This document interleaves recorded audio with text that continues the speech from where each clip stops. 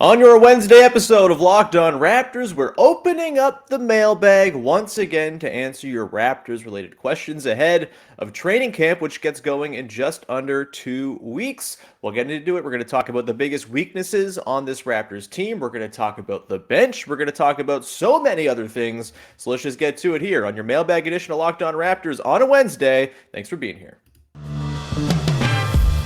You are Locked On Raptors, your daily Toronto Raptors podcast, part of the Locked On Podcast Network, your team every day.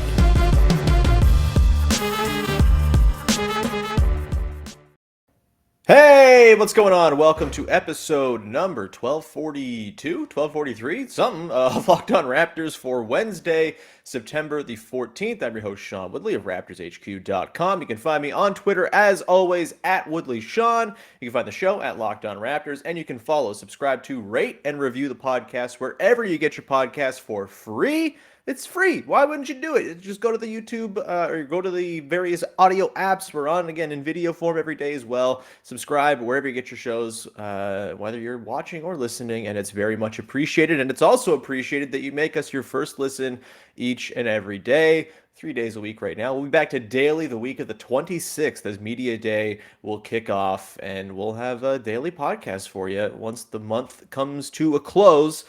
With that, however, let's get to today's show. We are going to run through a whole bunch of mailbag questions, as we've done a lot on Wednesdays throughout the off-season this summer, just because, hey, mailbags are great. We get to kind of go all over and sprawl and hit a bunch of different things, so we'll do that today. And just a heads up, tomorrow I have a wonderful guest, Imana Dawn from Yahoo Sports. She's going to pop on, and we're going to talk about some sort of big-picture Raptors topic. And next week, I'll be running a series of episodes with a whole bunch of the Locked On hosts from the Eastern Conference teams, 10 minutes a pop, getting the lowdown on those teams going into the season, trying to get to all of the top 10 or so teams in the Eastern Conference to, be comprehensive and all of that. All right, let's get to it now. Mailbag questions. This one comes from our pal Dan Grant. What is the biggest flaw with the current roster, and how do they attempt to overcome it stylistically? It's a good question. Look, this is not a perfect basketball team. It's very much a work in progress, of course, and it's encouraging that even as they're a work in progress, they won 48 games last season and have, I think, the pieces and the pedigree and all the different ingredients to go and win 50 games this season if things break right. But, obviously, things are not 100% perfect all the time. This was not a very good offensive team last season. This wasn't even a very good, efficient team scoring in transition. They just did it so much that they were able to kind of rack up the score, and it worked for them. Their defense, of course, we talk a lot about how they're over-aggressive at times, and maybe it'd be nice to see them kind of lean on the defensive might of a lot of their guys who might be a little bit more capable of switching or just sticking man-to-man and not throwing all this extra attention various guys' ways and forcing rotation and forcing the team to have to recover. They're very good at that part. They're long, they're fast, they're rangy, they know what they're doing, but obviously that opens up mistakes. The more different things you have to do to execute a defensive possession, it's going to cause some problems. So you can look at that as the biggest weakness. I think, however, the defense doesn't worry me so much. I think they're going to, under another year of Nick Nurse kind of coaching these guys along, basically the same crew of dudes plus Otto Porter Jr., who just played the Warriors defense and is a very good defender in his own right. Not too worried about how he's going to acclimatize to what the Raptors do.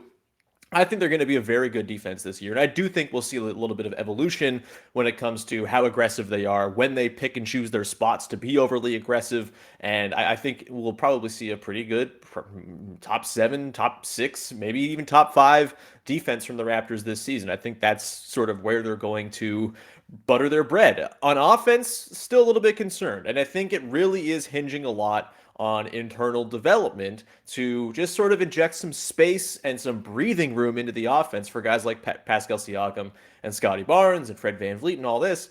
I think, it's not even so much that I'm concerned about shot creation, because I think they've got some guys who can do it. Like, we know that Pascal can get his own looks off. We know that Scotty is sort of in the burgeoning phases of becoming that type of player as well. Fred VanVleet is a pull-up threat. We know that. He had a little bit of a mid-range bag last season. Even if he's not great scoring at the rim, he has some other areas of the floor that he can hurt you from. We know Gary Trent Jr. can bail you out if you need him to late in the clock. After that, it gets a little bit more tricky, and you probably want a few more guys who can work in a little bit of creation. But I do think it's going to be sort of a marriage of development from the creation side of things for guys like Scotty, for a guy like Gary Trent, for a guy like OG, and maybe some guys off the bench too. Maybe we see a guy like Precious Achua kind of expand there. Maybe Malachi Flynn finds his way back into the mix. Maybe Delano Banton's playing more, and he's a guy who's being asked to create things and start possessions. It's going to be a mix of internal development in that department, along with the internal development when it comes to shooting that we've talked about basically all off season. They didn't go and address the three-point shooting in some, massive, dramatic way. They got Otto Porter Jr., which is huge for sure. It's very important, but he's probably going to play like 22 minutes a night. He might not play all 82 games. He's someone who's had a lot of injury stuff, and he's had to be monitored and managed and things like that. And so you're not counting on Otto Porter Jr. on his own to fix the three-point problems of the team and to inject that extra space into the half court. But I do think if you get some upticks from a guy like Precious Achua, a little bit more of a sort of steady season-long three-point reliability, you see a return to form for Chris Boucher, where he kind of lands in the middle of his 2021 season and last season.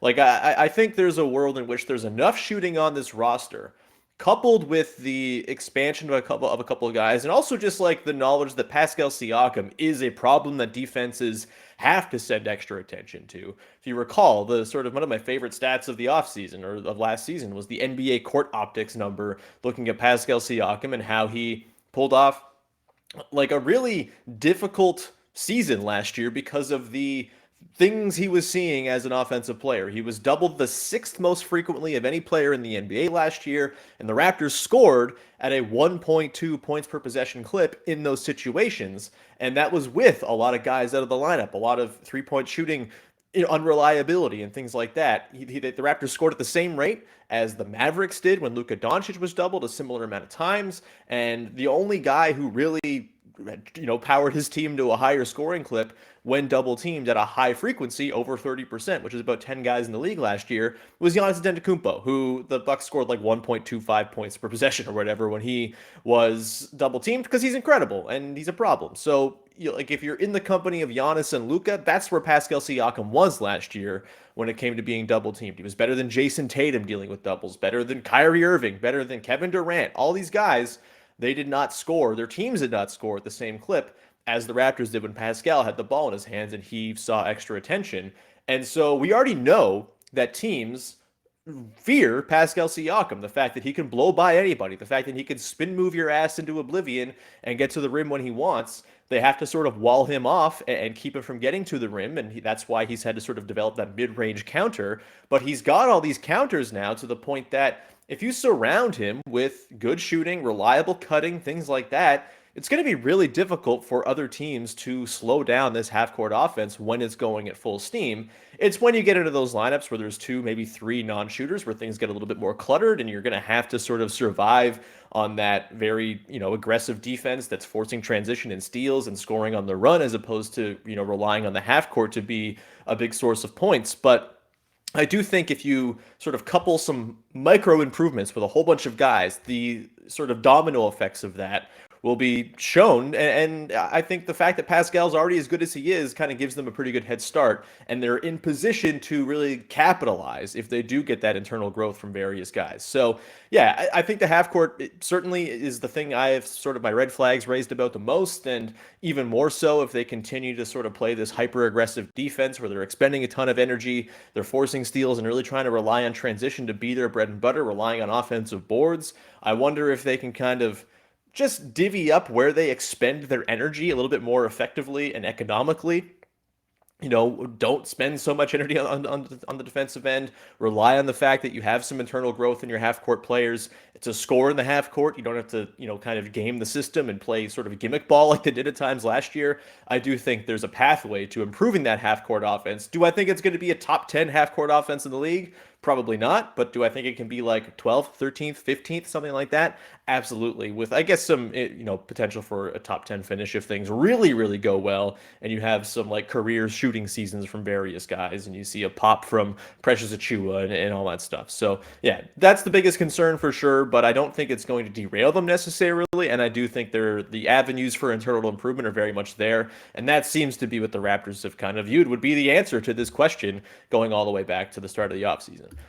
We're going to continue on here and get into more of your mailbag questions. We've got questions about surprise players this coming season, players who might improve the most this year. We'll get to that in just one second. But first, I want to tell you about our friends over at betonline.net, your number one source for all your pro and college football betting needs and sports info this season. Find all the latest football league developments, game matchups, news, and podcasts, including this year's opening week games, I guess second week games as well, because opening week is behind us now. BetOnline is also your continued source for all your sports wagering information, including live betting, esports, scores, futures. Maybe you want to put a little scratch down on the Raptors hitting the over. They tend to do that. It's like the thing that they do and they're known for. Go put some money down on the Raptors hitting that over and you will be happy. And go and inform yourself on all the other futures bets. You want to go put some money on the Denver Nuggets or some other team to go win the title, you can absolutely go ahead and do that. It's the fastest and easiest way to check out all your favorite sports and events. You got MLB, the playoffs are coming up there, MMA, boxing, golf. Head to the website today or use your mobile device to learn more about the trends in the action.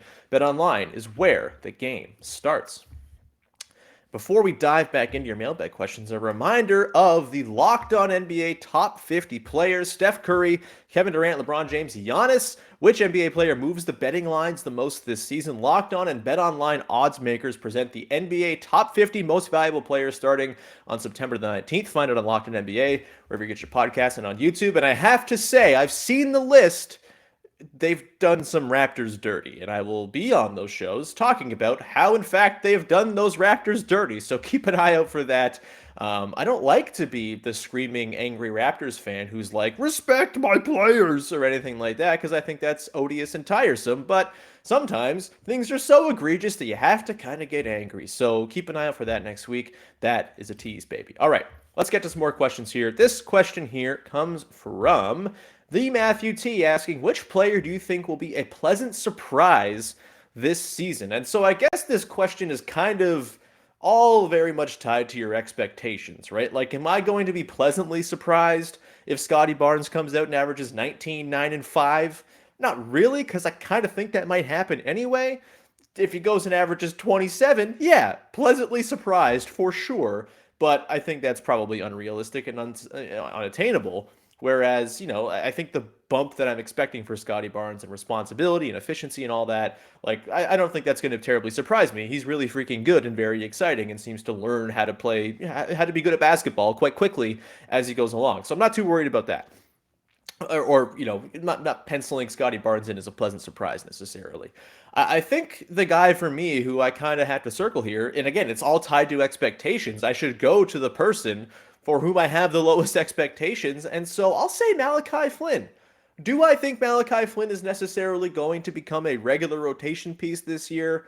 Probably not. I don't really see it with him right now. Again, the career true shooting under 50% is very concerning for a guy whose whole thing is that he's a good shot maker and a good pick and roll operator. Obviously, the latter of those two skills, he's never really gotten a chance to flex those muscles because the Raptors are not a pick and roll heavy team. And frankly, they shouldn't be reorienting the way they play to cater to the skills of a guy who's their 12th man. And so I'm not mad that they're not a pick and roll heavy team. It's just the unfortunate reality that Malachi Flynn has not really fit into the plans here as they've altered this sort of team building concept in the last couple of seasons since he was drafted.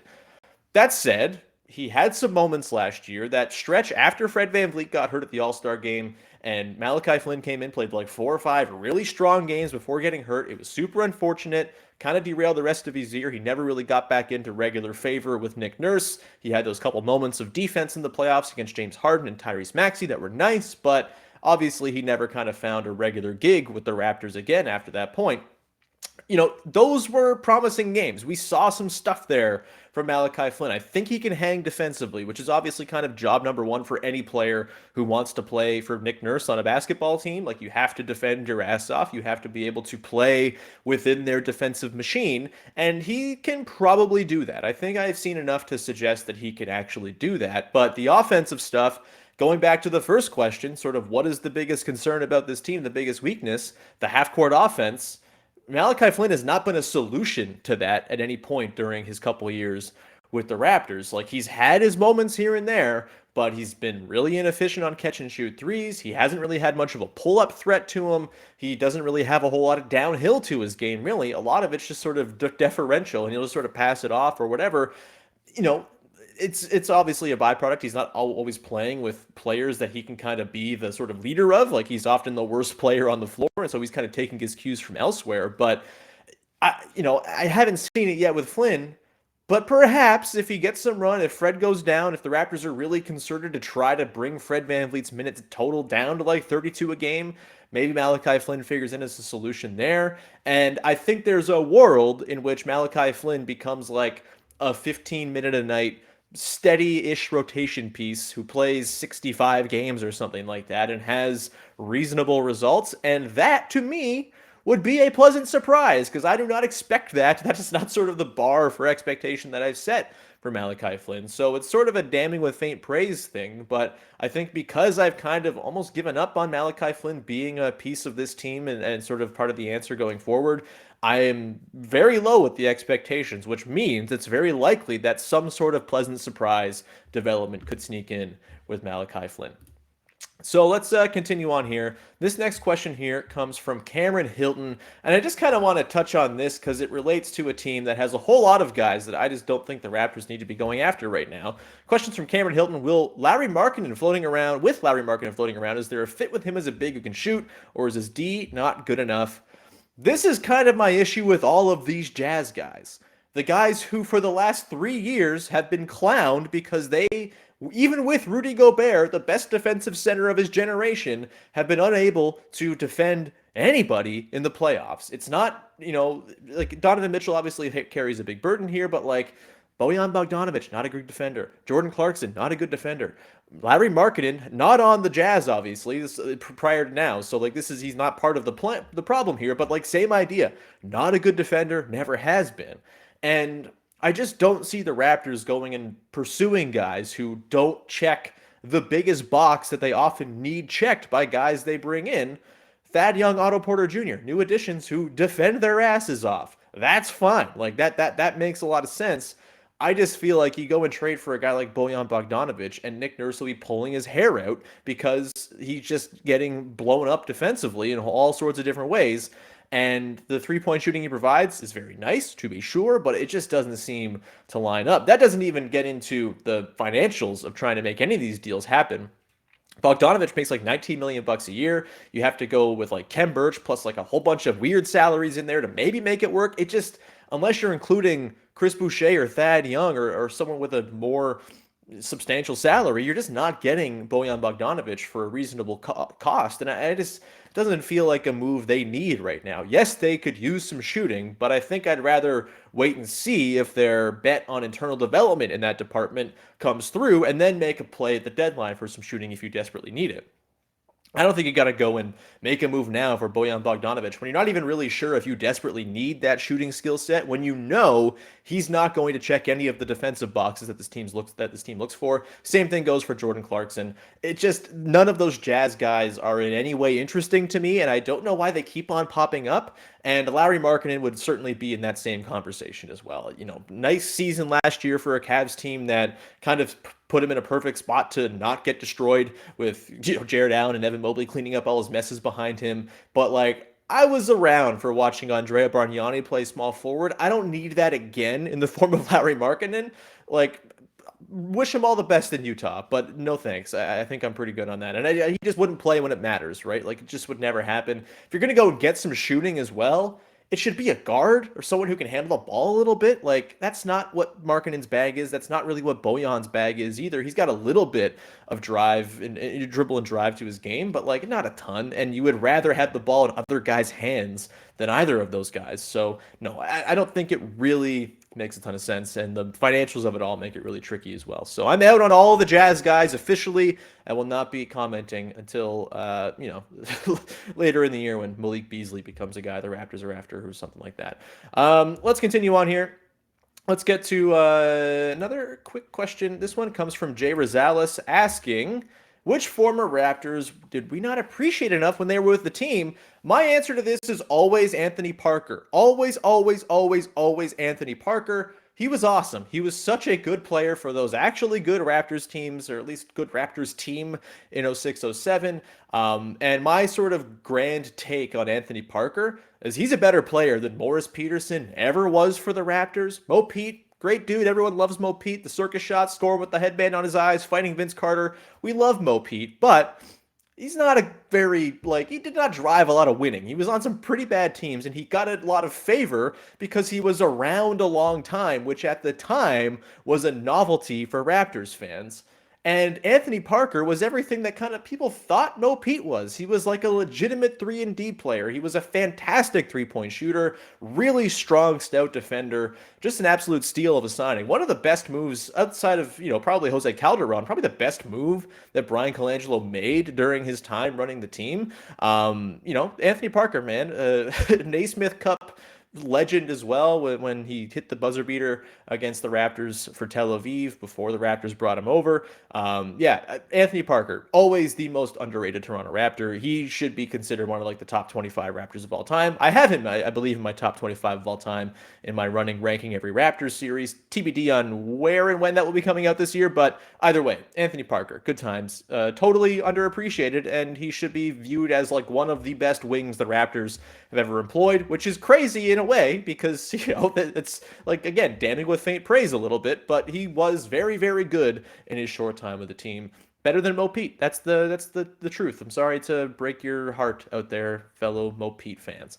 Let's continue on here. We're going to get to a couple more questions to close out the show in just 1 second, but first I want to tell you about Locked On Blue Jays. The Blue Jays, baby, they're cruising. They're moving on. They're hitting huge late game hits and home runs and stuff like that. They're kicking ass against the Rays right now. Go listen to Locked On Blue Jays as they push towards the postseason to the wild card round.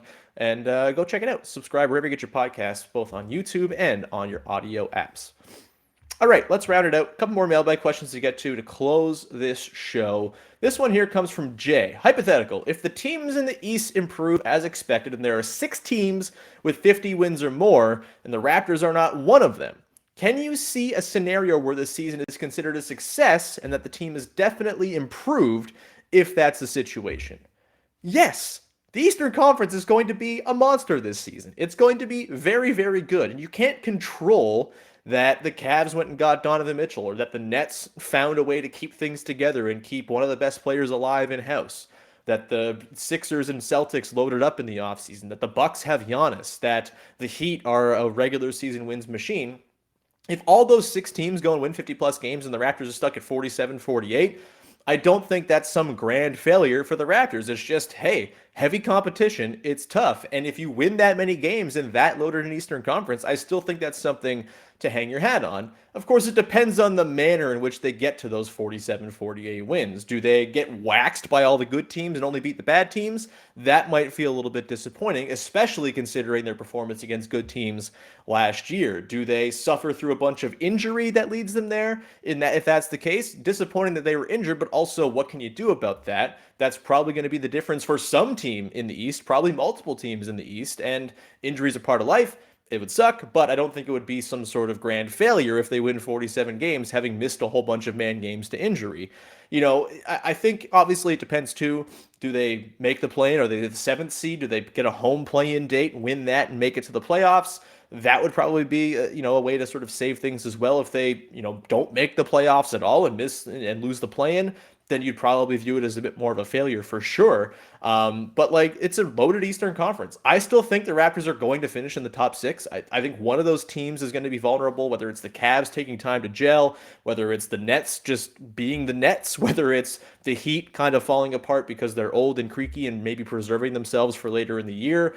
The Raptors are a team that wins regular season games, and they tend to defy these sort of seasons from hell outside of the Tampa season, which was a hell for all sorts of different uncontrollable reasons. But for the most part, they win a lot of games because they kind of maximize what they have on hand. And I really think that they're going to do that again this season. I'm very bullish on this team. It doesn't change just because other teams in the East are very good. And I think that, you sort of slot the Raptors into the 5-6 slot. I think that's a totally fair expectation. And if they don't hit it, then yeah, it kind of depends on the context as to whether or not that's a failure. But they get to 47-48 wins and they've performed well against good teams, and they've had internal growth from guys like Precious and Scotty Barnes and whoever else you're looking for growth from. If they get some deep guys on the bench to pop, Delano Banton's a rotation player, Malachi Flynn figures it out. Like all of these things can come into making it feel like a successful season, even if the quality of the Eastern Conference suggests that, okay, maybe this was a little bit less in terms of achievements than it was last year. And also, I think it's worth keeping in mind, like, the Raptors are still kind of early in this curve, right? Yes, they have guys who are coming up to the ends of their deals, and they're going to have to figure out Pascal and Fred and kind of where they fit into the future, but they have Scotty Barnes, they have Precious Achiuwa, they have a lot of young pieces on hand, and a lot of, like, guys in their prime on hand. They're early in this window, and they can take some time here. As the rest of the East kind of ages out, they'll probably kind of be maturing right at that time. And so, like, this year for me is not make or break or anything like that. Again, I still think they're going to finish in the top six and be a very good team and probably win 50 games. But if they don't, I don't think it's doom and gloom. Of course, we'll have to see the context of it all to really determine that. But and there might be some changes that come as a result of it. But I think, Grant, like, big picture, if they don't go and win 50 games this season and are the seventh best team in a team in a conference with 9 good teams, I don't think that's some grand failure or anything like that. Let's get to one last question here. This one comes from Jake Horton. Are you concerned at all with the depth of the Raptors, or do you feel good about the state of the team in that sense? I go back and forth on this. I think the top 9 is really good. Like, I have no issues with the 9-man rotation we're expecting to see. Having Kem Birch as your 10th man is pretty nice as well. I want to see what the deep bench guys can do, right? Like, it would be really, really cool if a guy like Justin Champagnie or Delano Banton really popped this year. If Malachi Flynn figured it out and kind of landed back in a rotation. If one of these guys invited to camp, Juancho Hernan Gomez or whomever, Josh Jackson, finds a way to be a regular contributor, that'd be awesome. You know, the depth could be a problem if there's like 2 injuries, 3 injuries. Then you're going to be kind of dipping in and really hoping these guys can pop. And if they don't, you're going to be in some trouble. But start of the season, as it stands right now, yeah, I'm pretty happy with the depth. I don't think, they're not who's the deepest team? The Clippers. They're not like they have 15 players who are all NBA caliber or anything like that. But very few teams do. If you look around the league, there's a lot of teams that are kind of like 7 guys deep. Even like the Celtics, for example, especially with the Gallo injury, they're like 7 or 8 deep at best. And that's just kind of the way it goes in the NBA. And for them to have 9, 10 guys you kind of trust as regular NBA players with a few guys with the potential to pop, I think that's a totally fine place to go into the season. And if you need to address the depth of the deadline, you can go ahead and do that. No problem, usually.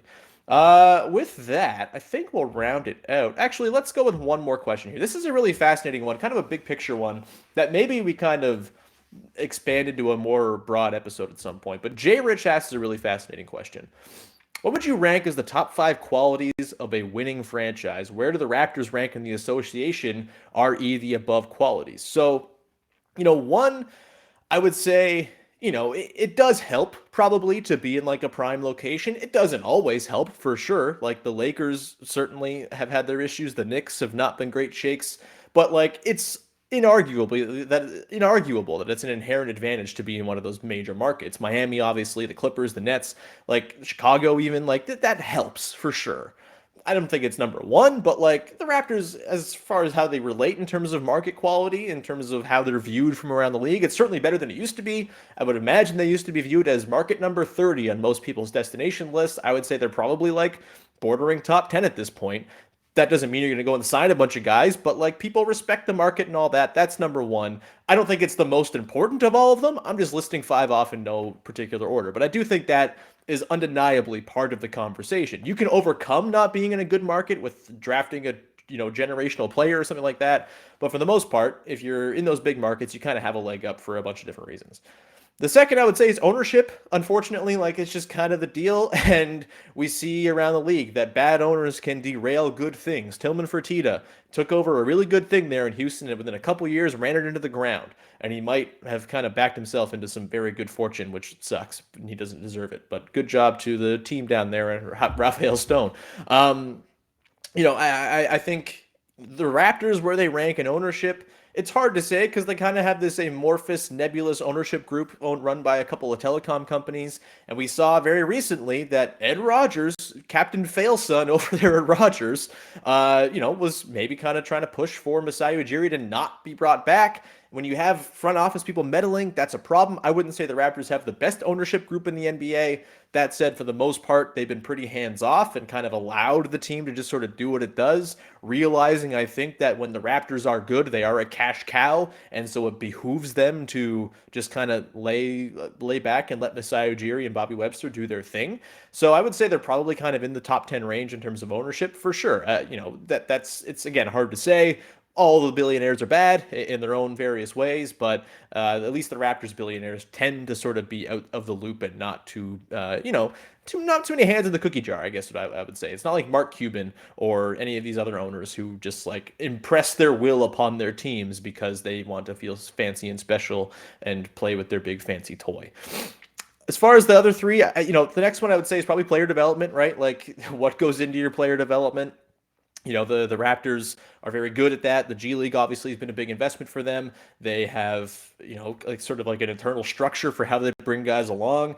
And I think just based on results, they're probably like top five in the league when it comes to that. The Heat, of course, have been very good with that. The Spurs are always quite good with that. But the Raptors are always right in that conversation as the teams with the best developmental staffs. And like the proof is in the pudding. Pascal Siakam, OG Anunoby, Fred VanVleet, all these guys, low draft picks who became excellent players, all-stars in two cases, all NBA guys in Siakam's case. Like they've got a track record and propensity for developing guys. And so, yeah, they're probably top three in that. And that is a big reason, probably the biggest reason why they are where they are right now. Number four, I would say is just patience, just like letting things play out and not getting too itchy with the trigger finger. Obviously the Raptors got a lot of luck when this kind of happened back in 2013 when they didn't trade Kyle Lowry because the Knicks chickened out and James Dolan got sad about Masai Ujiri owning him all the time. Like, yeah, that was a lucky turn of circumstance, but I do think it kind of maybe brought in an organizational philosophy of being patient, letting things ride out, and sort of always sitting back and just sort of being maneuverable. And the Raptors have done that. And I think teams around the league, like when they get to a point where they sort of have, run up against a brick wall, some teams just kind of pull the trigger and blow it up quick. Other teams maybe sort of try to reevaluate and figure things out. And the Raptors, I think, are very patient. They're very calculated, and I would probably put them in the top 3 or 4 when it comes to patience. And that's the thing that's sort of afforded by good ownership, right? If good ownership realizes that things take time and you're not going to get instant gratification at all times, that makes it easier for them to justify letting a front office kind of figure things out and run the course. You also have patience kind of in some ways being a negative thing. Think about, say, the Thunder, for example, where they continue to kind of spin their wheels waiting for their prize teenager to take over and become their superstar, and maybe that's just never going to happen. Again, I have my own sort of personal biases against teams that do the process type tank. I think it sucks. I think it's like terrible for the NBA and awful to watch and terrible for fans. It kind of a big slap in the face to fans, but that's just me. I'm not in Oklahoma City. I don't really have to worry about it all that much. But I do think patience, in the right kind of sense, is very much one of the qualities that really good teams tend to have. And I guess the other thing is sort of the exact opposite of that, which is they're like boldness. Like, our team's willing to be bold and make mistakes and potentially have stuff blow up in their face. I don't think the Kawhi Leonard trade was necessarily as bold as people want to say, but it was certainly a bold move. And it wasn't like Masai was putting his job on the line when he made that deal, but it was certainly a big gamble for sure. Firing Dwayne Casey after winning Coach of the Year was also a pretty bold move as well, even if, the Raptors certainly had their reasons. And I think you see teams like the Heat, for example, like they're all right with sort of maybe striking out on free agents, but they're going to try their darndest to make it happen whenever they can. I think boldness and sort of an eagerness to sort of be in front of the curve a little bit and try to jump on things is probably one of those things. Look, these are not the only 5 things that matter. There's a million things that go into a franchise being very good. And, obviously a lot of it's stuff that we don't even really have access to. How are the analytics staffs and how are they staffed? How many people do they have on hand running this stuff? How do they use that data? Obviously, coaching staffs are very important. I think the patience thing when it comes to coaching is actually a pretty interesting thing because, oftentimes we'll see the sort of wheel of coaches going in for 2 years in a place like Sacramento and then booted out. You can never establish anything. The Raptors have been the opposite of that ever since Messiah took over. Long run for Dwayne Casey. Now a pretty long run that is for Nick Nurse, it seems, is going to be on tap here. So, that I think is a thing that kind of, it all goes together. It all sort of adds together to sort of come together with one sort of grand vision of what a franchise is. But as far as like overall competence of organization, the Raptors are certainly in the top 5. I think that would be pretty much a consensus around the world is that, yeah, the Raptors, they kind of got that shit on lock. They know what they're doing. And I think hopefully that's a good answer to your question. Again, there's some unanswerable elements of that question that are just sort of all sort of proprietary and behind the scenes, and we can't quite put our finger on why some things work and why some things don't, why some teams do what they do. But for the most part, yeah, I think I've kind of hit on at least some of the qualities that good franchises have and share.